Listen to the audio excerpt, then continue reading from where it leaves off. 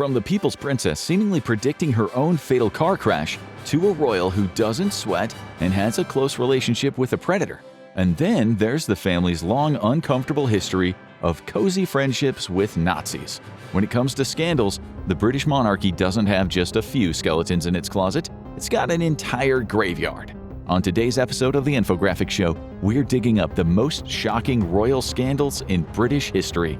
Number 10. On August 9, 1992, the Duchess of York, Sarah Fergie Ferguson, boarded a private jet to the French Riviera. She was 33, wealthy, and freshly split from a man you'll be hearing a lot about later, Prince Andrew.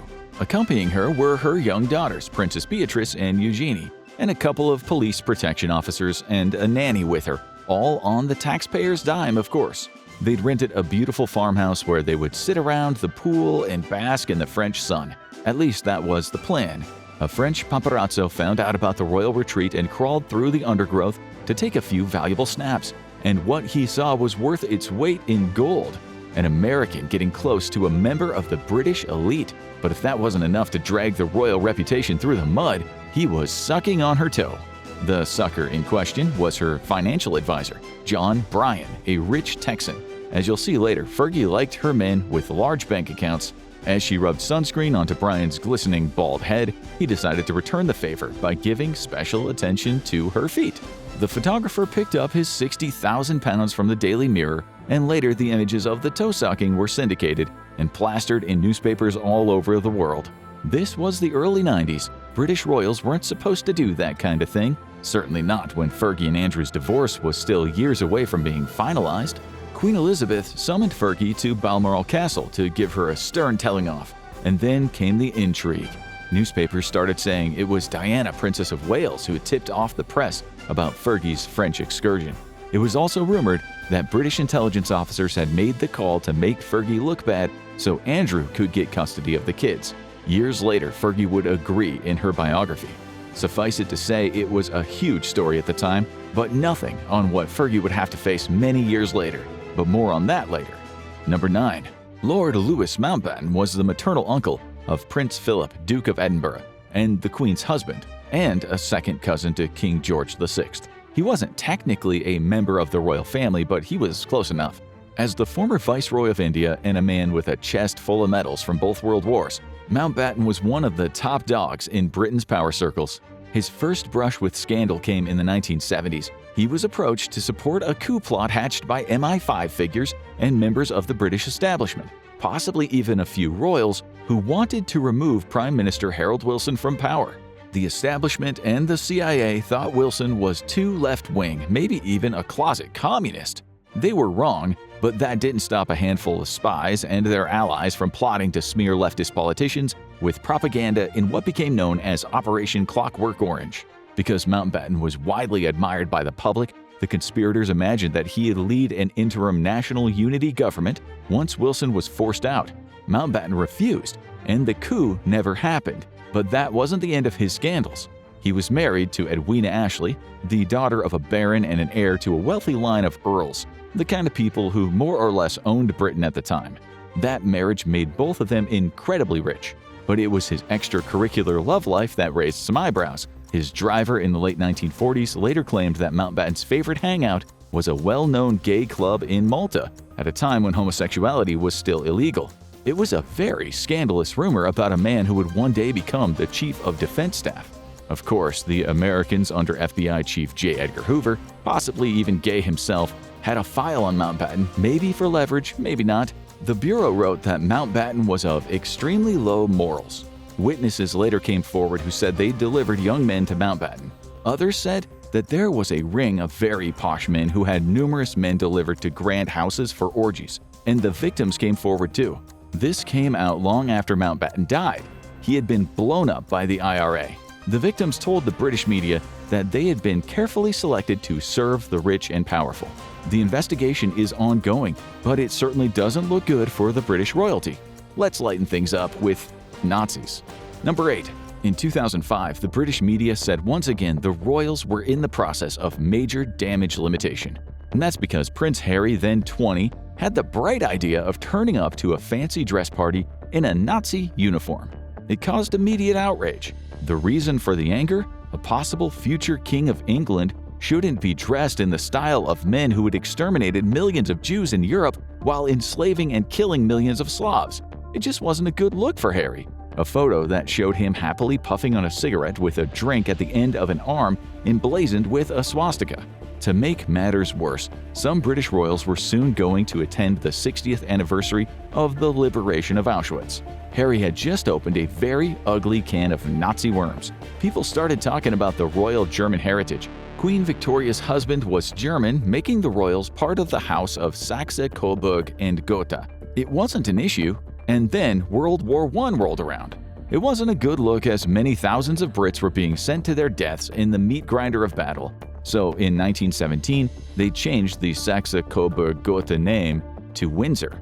And then came the Nazi connection. King Edward VIII, Harry's great-great-uncle, had been accused of being a Nazi sympathizer during World War II, a story we'll talk about later. Princess Michael of Kent's father was an actual Nazi party member. So yes, Harry had been rather silly, but at least there isn't so much dirt on him these days. It's not like the next people on this list. Number 7. Prince Edward became king when his father, George V, died in 1936. As the British got ready for Christmas that year, the empire fell into a crisis when the new king announced that he was going to marry an American.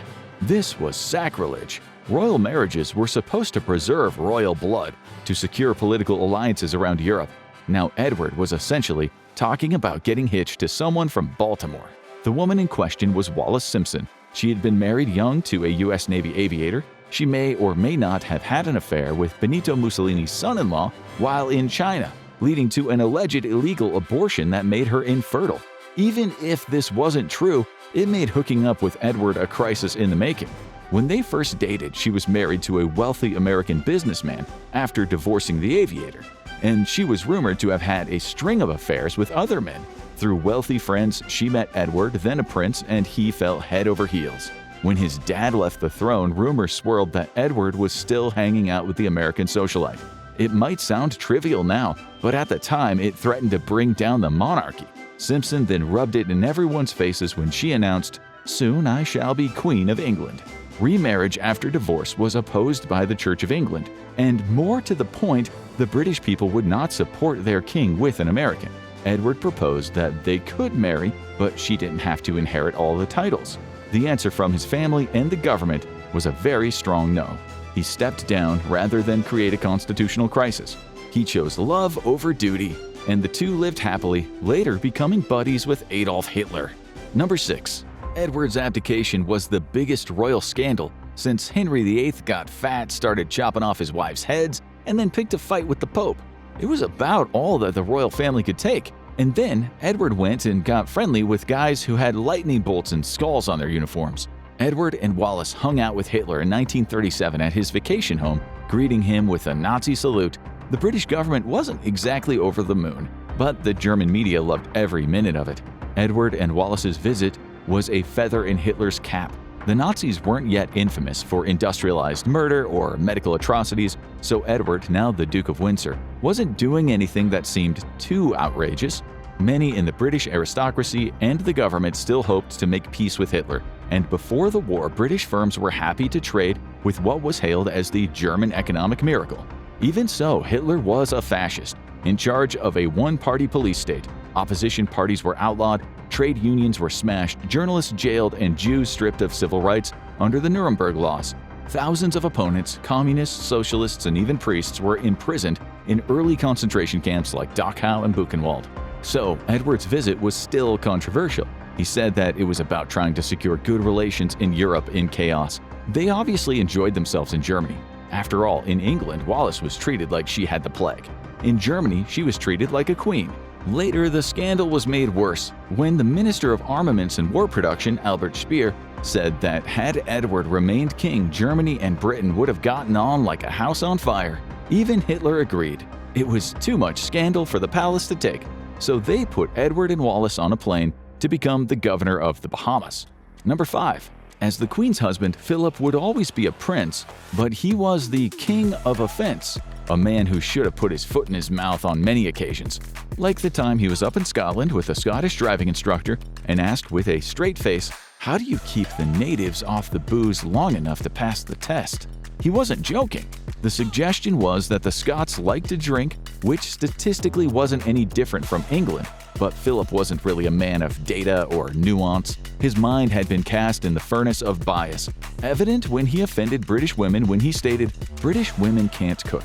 When he wasn't discriminating, he made it known that some countries were more important than others. When doing his royal duty in Canada in 1969, he cut the ribbon at an opening ceremony and then announced, "I declare this thing open, whatever it is." In 1986, he pretty much signed himself up for a lifetime of cancellation on a state visit in China. When talking to enthusiastic British students studying Mandarin, he warned them, "By the time you go back home, you'll have slitty eyes." And then, when a young British student informed him that they don't even live with Chinese families, Philip said that the Chinese didn't want to mix with the barbarians. Remember, he was on state business, just as he was in Australia in 2002, when he asked an indigenous business entrepreneur if his kind were still into throwing spears. Years later, Philip met a Filipino nurse and told her that the Philippines must be half empty. "You're all here running the NHS." It wasn't a compliment. One thing the royals should never do, given all their wealth, is look down on the working class, but Philip didn't care. One time he was chatting to a group of working-class women from London's East End when he asked, "Who do you sponge off?" Meaning, where do you get your welfare check? Assuming that she didn't have a job. Later, he talked to a wealthy businessman with Indian heritage and told him, "There's a lot of your family here tonight," just because some of the people in the crowd had brown skin. And that was in 2009. He wasn't much better with children. In 2001, a young boy told him his dream was to go into space one day, and Philip took one look at him and said, "You're too fat to be an astronaut." Okay, into the top 4. Some of the scandals that demythologized the monarchy like never before. Number 4. Back in 1993, Prince Charles, now King Charles III, had just separated from Princess Diana. There were rumors that he had been having an affair with a woman named Camilla Parker Bowles. It turned out those rumors were true. That year, the tabloids published the transcript of a phone call between Charles and Camilla where Charles revealed his secret alter ego, Tampon Man. The conversation actually dated back to December 17, 1989, when Charles was still very much married and supposedly in love with Diana in what the British public believed was a fairy tale marriage. Camilla, of course, was also married. But it's what Charles said to her that blew the roof off of Buckingham Palace. He told her he wanted to be inside of her. Better still, he said he wanted to be reincarnated as a pair of her knickers. He then joked that with luck he'd come back as a tampon.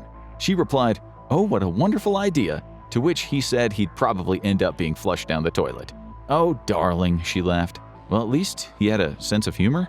He spent the rest of the conversation going through the logistics of how they would next meet in secret and which rich person's home they would use for their bedtime action. Rich people problems. Number 3. In 2015, Prince Charles met with a Qatari politician, something most heads of state do. And like something straight out of a London gangster movie, he walked away with a whole doll and a few plastic bags from a posh grocery store, all stuffed with cash, about £2.6 million. The cash was apparently for one of Charles' charities, but on the face of it, it didn't really look great. The media started talking about the cash for access culture among the royals of Britain, meaning that money can oil wheels. In 2010, Fergie, then divorced from Andrew, was videoed meeting a man and telling him, £500,000 when you can, to me, open doors. She wanted over $700,000 to introduce a guy to Prince Andrew. Was Andrew in on it? Maybe. She later told Oprah she was sorry that she had been drunk. But this kind of thing happens all the time. In 2025, someone was caught selling access to Prince William for just $25,000. That said, there's no evidence that William was behind it. $700,000 for Andrew and a paltry $25,000 for William? He must have been outraged. Who else paid for access to royalty? You guessed it, Jeffrey Epstein, a billionaire who seemed to have access to everyone. It seems Epstein was a proponent of the quid pro quo. Scratch my back and I'll scratch yours. In 2010, Fergie wrote to him saying that she was broke. She asked, "Is there any chance I could borrow $50,000 or $100,000 US to help get through the small bills that are pushing me over?" Epstein said no. His bank accounts were under scrutiny. She later hit him up for $15,000, an act that she would later call a great error of judgment. Maybe so, but the Duchess of Debt and the disgraced financier didn't exactly cut ties. They stayed in touch. just as Andrew would keep the home fires burning for Mr. Epstein. Epstein was infuriated by the "great error of judgment" remark, especially as she had talked about his crimes. He wrote to his partner in crime, Jean-Luc Brunel, and expressed disappointment that the Duchess had forsaken him. In secret, she wrote to him again and said sorry, assuring him that he was a steadfast, generous, and supreme friend. The rumor was that he had been bankrolling Fergie for years, not out of charity but out of access. She was a social shortcut, a direct line to the palace. The problem was she had expensive habits. In 2010, it was reported she was bankrupt with £5 million in debts. Okay, let's talk about Diana. Number 2. On August 31, 1997, Princess Diana's car crashed in the Pont de l'Alma tunnel in Paris, killing her, her lover Dodi Fayed, and driver Henri Paul. Fayed was the son of billionaire Mohammed Al Fayed, the flamboyant owner of Harrods and Fulham Football Club. 17 CCTV cameras overlooked that underpass, yet not one recorded the crash itself. The gaps fed the rumors, creating another scandal. Was the car sabotaged? What became of the white Fiat seen in the tunnel? Mohammed Al Fayed, a man as controversial and creepy as he was wealthy, claimed Diana and his son had been murdered, and he wasn't the only one who thought so. But why did they think that? Well, for one, Diana's letter to her former butler and friend written in 1993. She had written, "This particular phase in my life is the most dangerous. My husband is planning an accident in my car, brake failure, and serious head injury in order to make the path clear for him to marry Tiggy." She was referring to Tiggy Leger-Burke, a former nanny to Diana's 2 children. Diana had written the note in 1995 and handed it to her butler, Paul Burrell, telling him, "Keep it, just in case." He did, and it only surfaced years later after her death, when Burrell released it to the press. Maybe Diana was paranoid. Maybe it was just a coincidence that she predicted almost word for word the manner of her own death. Regardless, it was a glimpse into just how toxic her life at the palace had become. Or maybe it was a fake. Burrell was believed to be capable of imitating Diana's handwriting. Maybe he saw it as a way to get attention and a payday. Mohammed Al Fayed claimed that Diana and his son were killed by MI6, insisting the royals couldn't tolerate the idea of a Muslim man fathering a child connected to the throne. One former MI6 officer even backed the theory, saying he knew it for a fact. The official investigations, of course, disagreed. Still, the idea refused to die. The public knew that British intelligence had, in the past, sanctioned assassinations, so why not again against a woman seemingly hell-bent on disgracing the royal household? This was about the most serious scandal the family had ever faced. And then Prince Andrew came along and said, "Hold my beer." Number 1. The prodigal son, a Peter Pan with a love for stuffed bears. Prince Andrew was a perfect example of when privilege goes wrong. It's believed the Queen had tried to protect him as a young child, but she obviously hadn't read those books, saying that spoiling a youngster will make a tyrant of a man. Numerous palace staff have come forward and said he was horrid to them, firing people for nothing, treating them like dirt under his royal shoes. He made the servants arrange his 50 to 70 teddy bears neatly on and around his bed, all in the right formation, and the servants had to know all of their names. If one bear was out of place, he became irate. A servant told the press, "I even had a day's training."